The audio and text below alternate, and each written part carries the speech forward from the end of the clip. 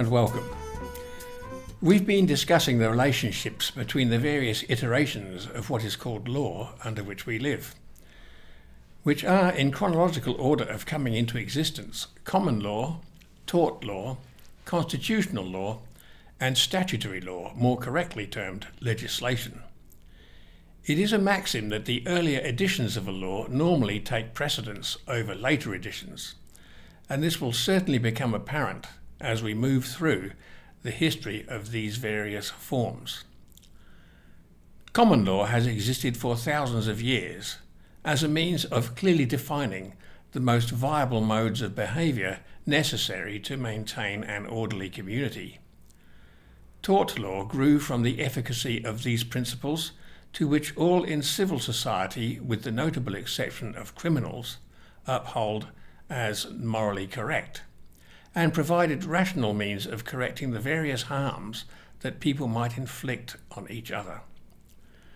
Common law may be defined as law which conforms to what we could call universal morality. Constitutional law is created as an expression of the will of the people, who must remain as the ultimate arbiters of its content and application. Constitutional law is the apex of the pyramid of human governance, with every individual and body of people beneath its rule without exception. Statutory legislation is that issued by the individuals or institutions given authority by the people to cater to the evolving situations and needs of the community. That could be a parliament, a chancellor, a president, someone like Cromwell who styled himself as Lord Protector, or any of a number of arrangements which have been tried at various times and places. When we align these statements into a coherent whole, it follows that statutory legislation must conform to the principles laid down in the Constitution, which also contains the common and tort laws. If not, then whomever is issuing the statutory legislation is placing themselves above the Constitution and thus the will of the people, and is acting ultra vires or beyond their powers. Thus, a constitutional law is the people's safeguard against tyranny by those granted everyday authority to administer the affairs of the nation or community. As such, it should rightfully be consistently honoured by all people, especially those who are subject to the administration of statutory legislation. There is, however, a dangerous flaw in this arrangement.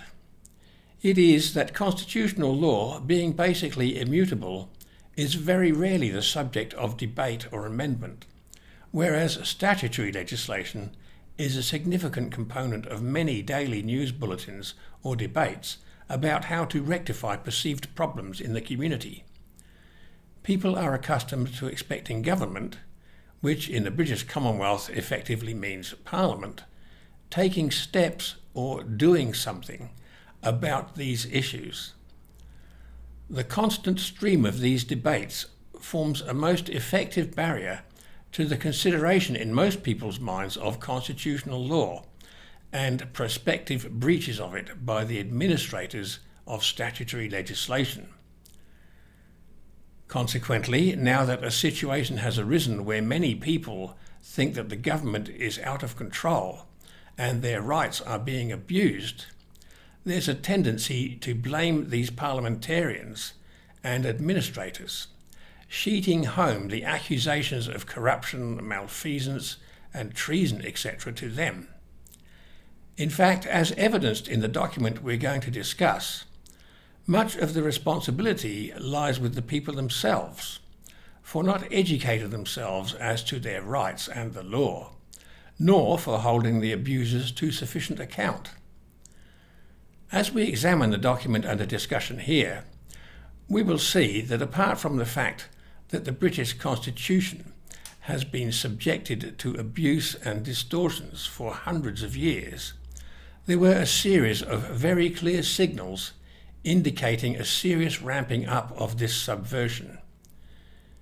Each person had an opportunity on each of these occasions to make themselves aware of the law and how it was being twisted and broken, and to decide what to do about it. Most people, of course, took the simplest course and did nothing, not even acquainting themselves with the facts, never mind taking any action.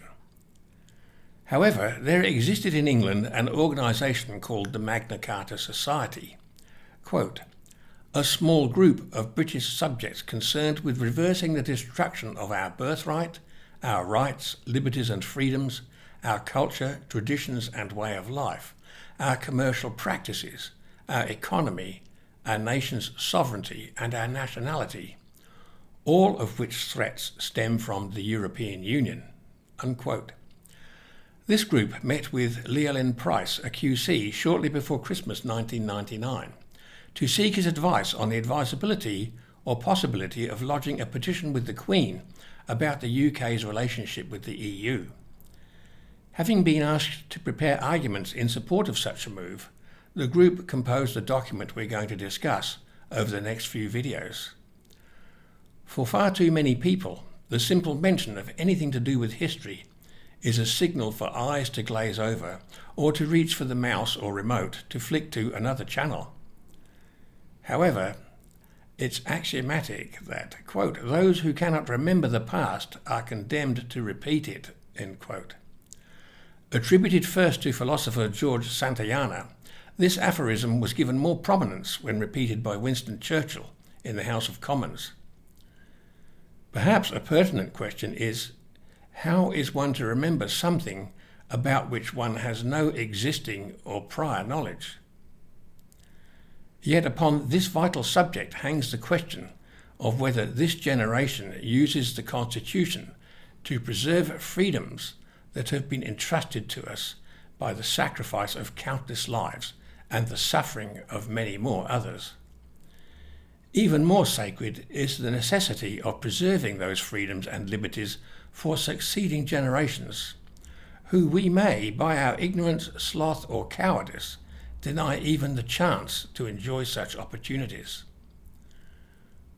When confronted by bullies who seek to act unlawfully against us, we can choose to provide early resistance, which will frequently cause them in their dual role as cowards to back down. Or we can look the other way, emboldening them in their crimes, until we may find ourselves fighting for our very lives, or confronted by such nightmarish choices, if we can even call a coercive directive such as get these experimental injections or lose your right to employment and normal participation in society a choice at all. And as data now emerging indicates with increasing strength, these injections entail not only a massive destruction of natural human rights, but a progressive and often catastrophic loss of health as well. For as we study the research conducted by the Magna Carta Society, it becomes apparent that events leading to the invocation of Article 61 started gathering momentum in 1972 with the passage of the European Community Act. At that time there were many in Britain, as evidenced by this quote from the letter to Llewellyn Price, who were apprehensive, sceptical, and even expressed vocal opposition to this move towards integration with the EU. Quote, we are aware, however, of a groundswell of support for our activities, both in the UK and elsewhere in the Anglo-Saxon world. In due course, we plan to open membership to all. Meanwhile, we inadvertently find ourselves representing some 50% of the UK population, perhaps even more, who currently support the proposition that the United Kingdom should leave the European Union. Many thousands do so from the bitter experience of seeing their livelihoods and way of life destroyed for no good reason other than to satisfy the whims and egos of politicians and without any discernible counterbalancing benefits, end quote.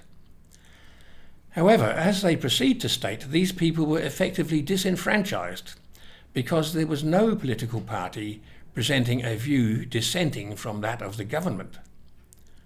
To quote further, as you agreed when we met, whether we have a strong case or not, The real point here is the enormous publicity bomb our petition would generate, especially by using the old procedures laid down first in Magna Carta.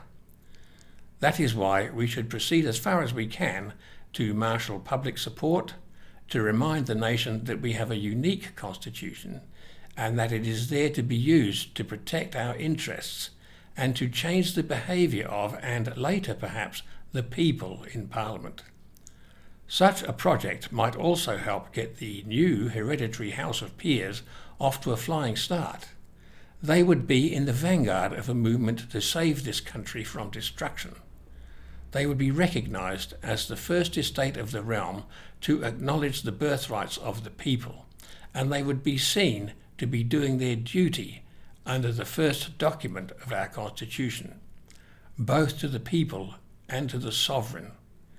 We greatly hope that you will be willing to help take our petition further if you are sufficiently convinced of our case. So we look forward to your comments when you have had a chance to consider the enclosed." End quote. Here are several images of the opening pages of the arguments presented. I urge all to take the time to pause the video to read these few images, or if that is not possible because of lack of clarity, to access the link in the comments box and download and study this document, or at least as far as we have taken it in this discussion. I cannot stress enough that it is vital for the future of our nation and the future freedom of our people that this knowledge becomes as familiar a part of our daily thinking as any of the distracting influences that demand our attention. I speak not only of the tiresome and childish wrangling of our politicians, who I without hesitation decry as traitors to this country and betrayers of the trust placed all too naively in them by those who voted for them in elections that were clearly tainted by the absence of lawful authority.